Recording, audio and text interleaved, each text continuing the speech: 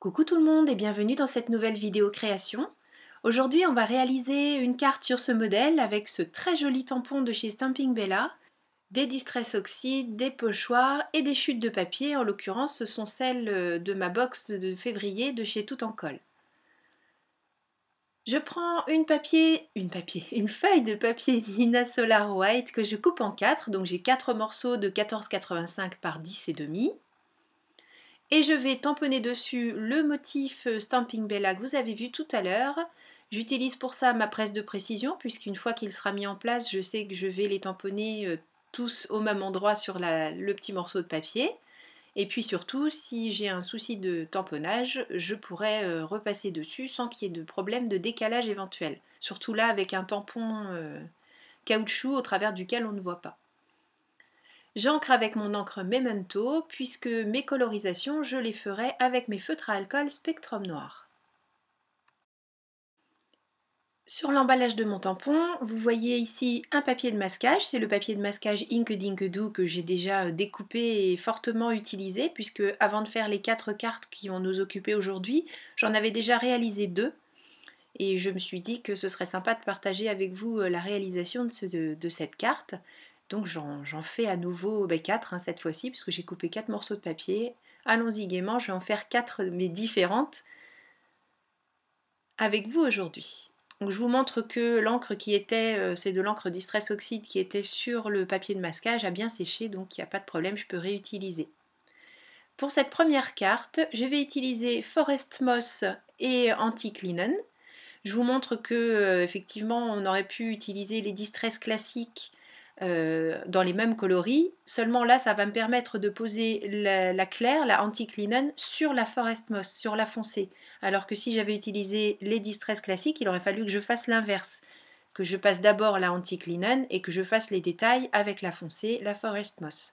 Alors, ça reste très intéressant, hein, mais c'est pas ce que je voulais faire aujourd'hui. Je remplis complètement mon fond de carte avec ma première couleur, donc le vert foncé Forest Moss. C'est un des nouveaux coloris de ceux qui viennent de sortir. Et toujours avec des petits mouvements circulaires et ma mousse, je viens déposer cette encre en faisant un fondu relativement égal sur toute la surface de ma carte. Et là où je trouve que c'est un petit peu trop clair, je réinterviens tout simplement avec mon encre. Je vais maintenant utiliser un pochoir. Je reste avec la Forest Moss. Alors ces pochoirs, tous les pochoirs que j'utilise, ce sont des pochoirs 100% tout en colle.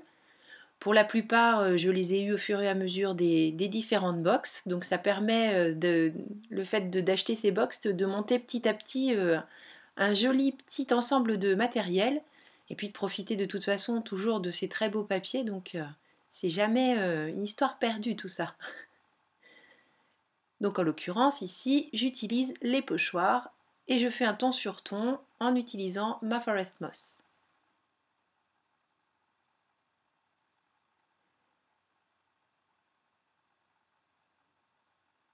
Un petit peu de nettoyage, donc tout simplement de l'eau que je vaporise directement sur ma plaque, comme ça l'eau utilisée, elle me sert non seulement à nettoyer mon pochoir, mais aussi ma plaque de coupe de chez Tonic Studio. Un nouveau pochoir, et cette fois-ci la deuxième couleur d'encre. J'ai choisi Antique Linen, toujours en Distress Oxide, pour que celle-ci vienne se superposer à celle que l'on a posée tout à l'heure.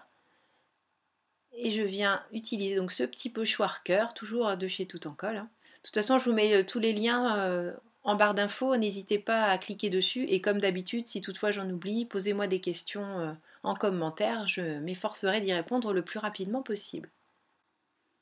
Je continue de décorer tous les petits fonds de ces cartes. Chaque fois, je reprends le même masque que je déplace et que je replace.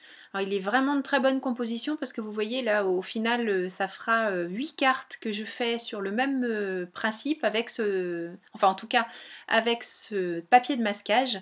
Et il veut toujours bien. Il est collé sur l'arrière de l'emballage de mon tampon et à mon avis il servira encore, donc c'est vraiment un très bon investissement et c'est pas parce qu'on l'utilise une ou deux fois qu'il faut le jeter. en le décollant vraiment précieusement, précautionneusement en tout cas, on peut le garder encore et encore. Et il veut bien, vous voyez, malgré la distress, malgré l'eau, il veut bien, il continue à travailler. Donc tant qu'il veut bien continuer avec moi, je le garde celui-ci.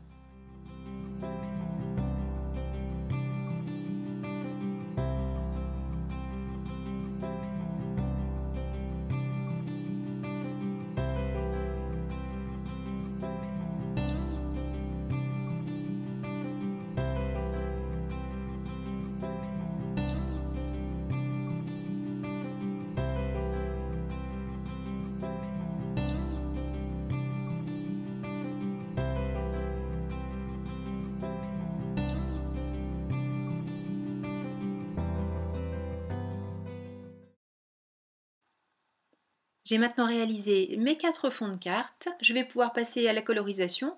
Je vous montre en détail, en accéléré quand même, mais uniquement la mise en couleur d'une des jeunes filles, puisque je vais toutes les faire sur le même modèle. Vous remarquerez que certains de mes spectrums noirs sont maintenant équipés de points de pinceau. Je l'ai notamment fait pour les couleurs que j'utilise pour faire les cheveux, puisque j'ai quand même plus de facilité à réaliser cet effet de petite, ce petit mouvement du poignet. Je le trouve quand même plus facile à réaliser avec la pointe pinceau qu'avec la pointe biseau habituelle. C'est pour ça que vous voyez notamment sur le capuchon qui est ici en haut à gauche, un petit trait de crayon. C'est tout simplement pour repérer ceux que j'ai équipés avec une pointe pinceau. Je vous laisse à nouveau avec un petit peu de musique et on se retrouve tout à l'heure une fois la mise en couleur réalisée.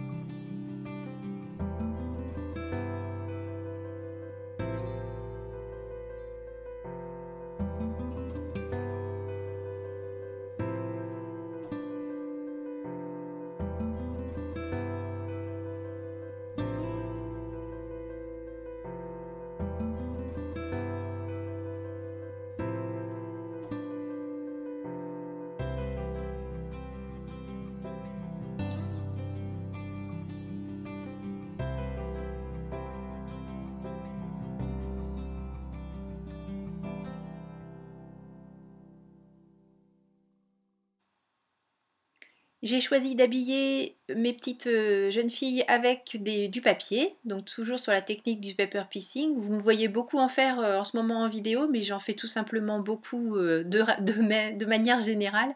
Là, c'est juste le hasard qui fait que je vous en présente plusieurs d'affilée avec cette technique en vidéo.